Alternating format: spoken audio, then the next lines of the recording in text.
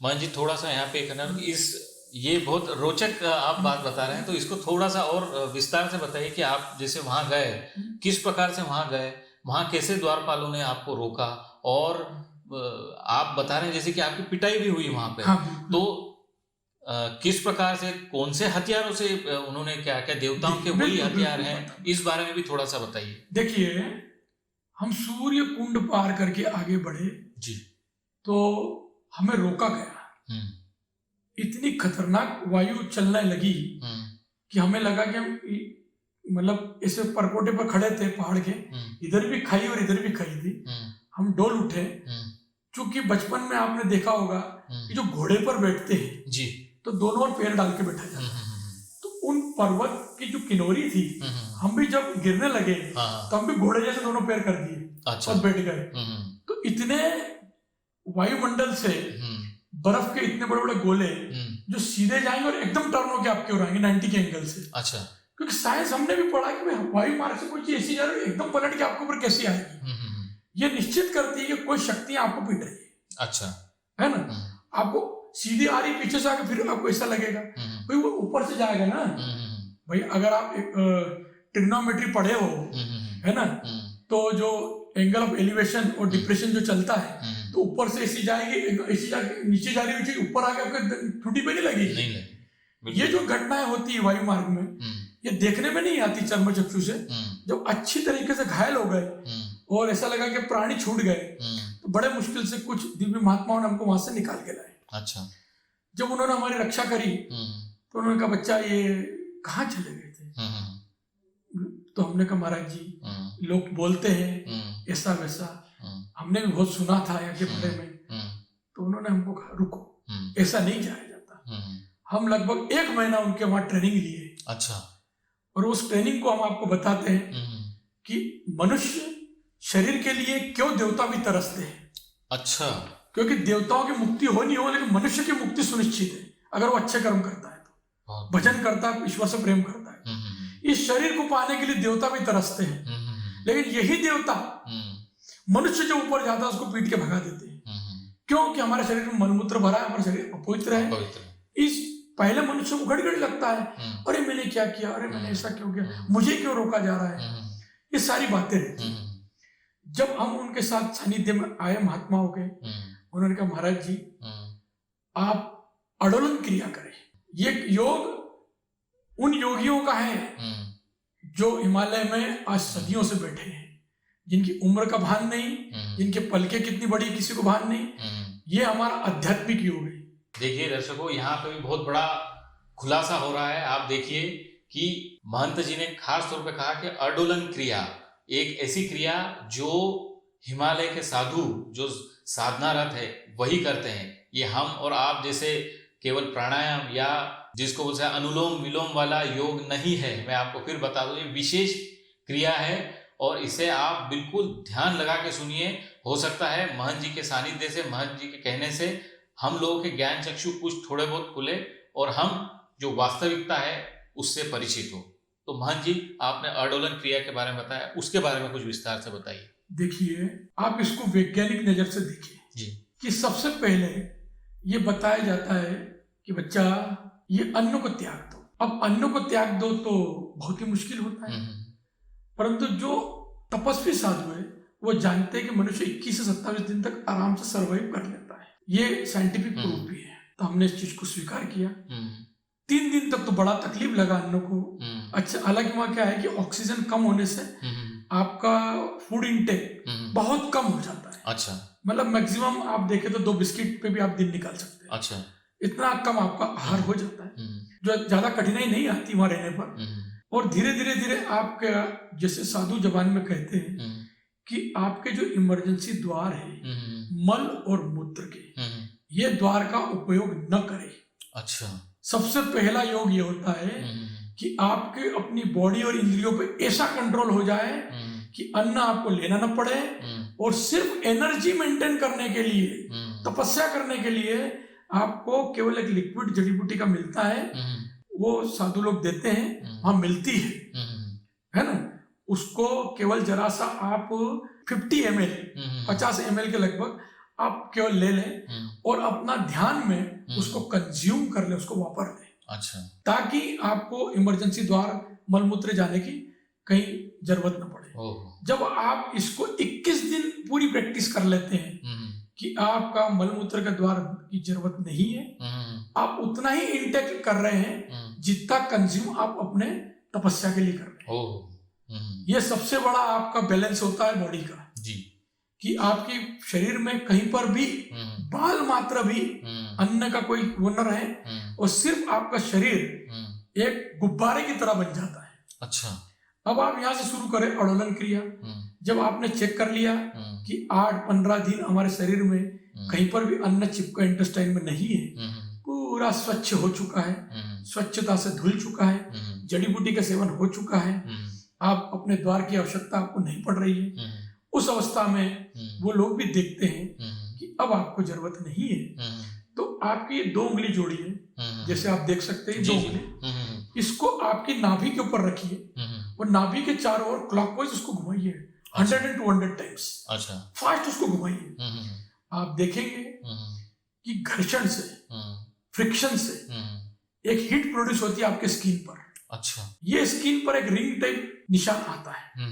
जिस प्रकार नाभि है उसके चारों बड़ी नाभि टाइप आपको दिखेगा, क्योंकि घर्षण से आपकी स्किन रेड हो जाती है।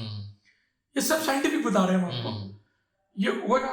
अब आप देखें, थोड़ा साइंस का सिद्धांत लगा के देखें कि एक इंडोथर्मल रिएक्शन होती है और एडियाबेटिक रिएक्शन होती है। ये फिजिक्स में आपने पढ़ा होगा। तो उस प्रकार से ये जो हीट है ये इंटेस्टाइन एब्जॉर्ब करती है। अच्छा। ये एब्जॉर्ब होने पर ये इंटेस्टाइन अंदर आएगी, अंदर हॉलो स्पेस है केवल, it's a kind of balloon. अब आप जानते हैं कि अंदर जो हीट आ रही है ये आपकी उष्ण वायु, गर्म वायु है, हीट है।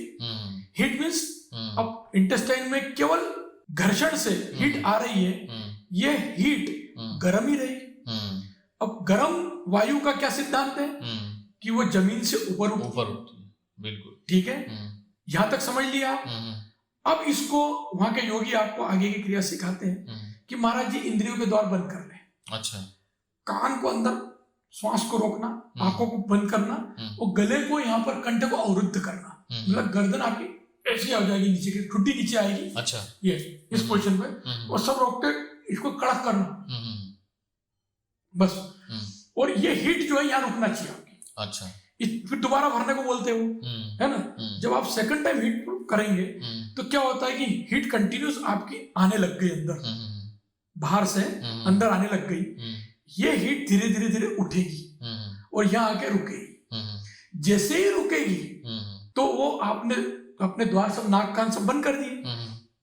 आप देखेंगे कुछ सेकंडों में आपको पूरा मस्तक ब्रह्म में आपको लेकर जाना है सब चीजें, और वो हीट को यही रोकना है। अच्छा। तो ये हीट क्या करती है, ये पंचेंद्रिय ज्ञानेंद्रिय जो है इनको ऊपर धक्का लगाती है। अच्छा। जब ये धक्का लगाने का प्रयास करती है और आपने उसको रोक दिया तो आप देखेंगे कि ये हीट आपको जमीन से उठा लेती है। ओह, दैट इज कॉल्ड अड़ोलन क्रिया।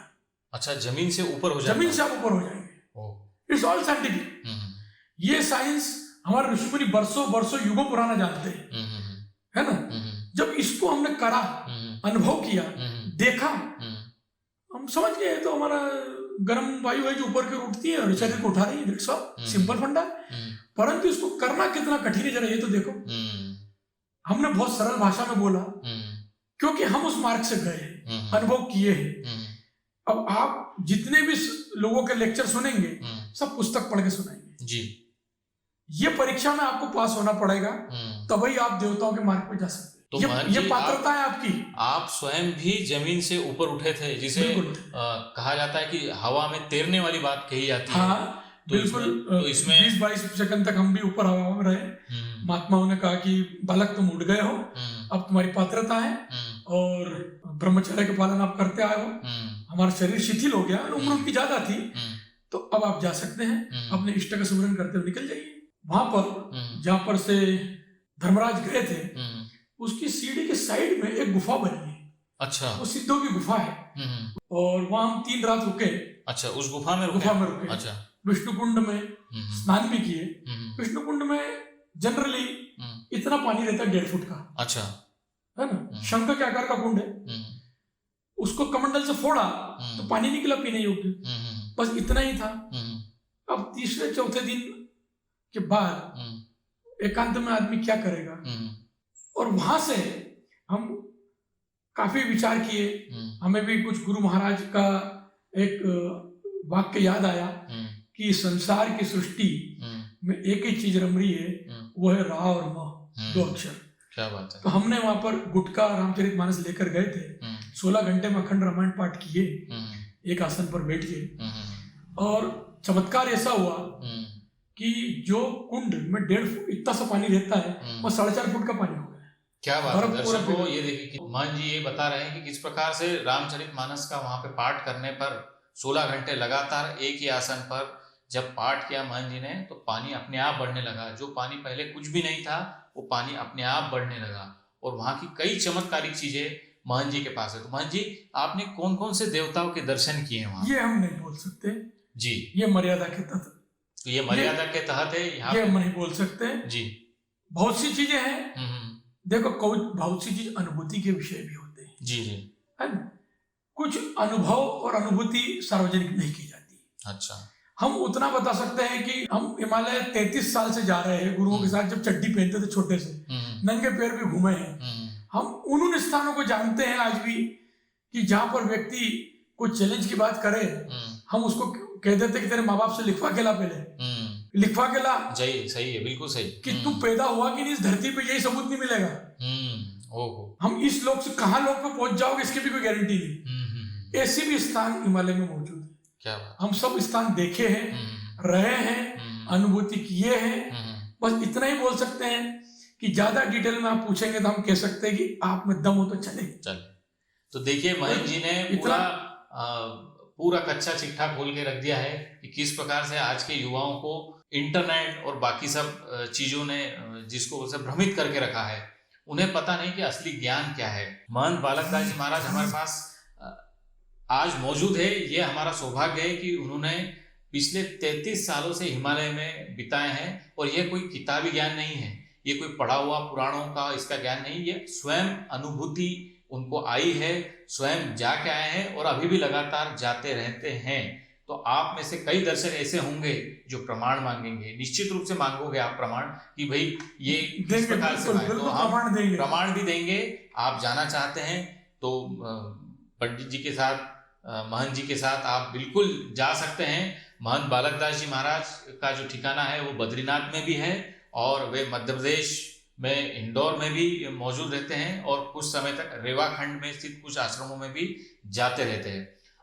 साल में लगभग 6 से 8 महीने वे हिमालय में ही रहते हैं, और हिमालय के योगियों के बीच में ही रहते हैं। तो महंत बालकदास जी महाराज, आपका बहुत बहुत धन्यवाद, तहे दिल से धन्यवाद कि आपने आराध्य तागड़े चैनल के लिए इतना समय दिया, और सही मायने में हम लोगों की आंखें खोल दी और सच को सामने लाया है। तो दर्शकों, आपके सामने असल सच है, इसको मानना न मानना आपके ऊपर निर्भर है।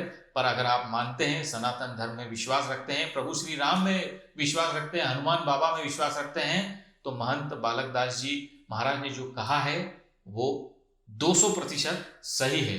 और आपको किसी भी प्रकार का इस संबंध में कोई जानकारी चाहिए तो आराध्य तागड़े चैनल से आप संपर्क कर सकते हैं। हम आपकी शंका कुशंकाओं को मिटाने के लिए हर पल मौजूद है, और हमारा उद्देश्य भी यही है कि युवाओं में सनातन धर्म की असली छवि, जो असल धर्म है, जो असल अध्यात्म है, वो आप तक पहुंचे। बहुत बहुत धन्यवाद महंत बालकदास जी महाराज।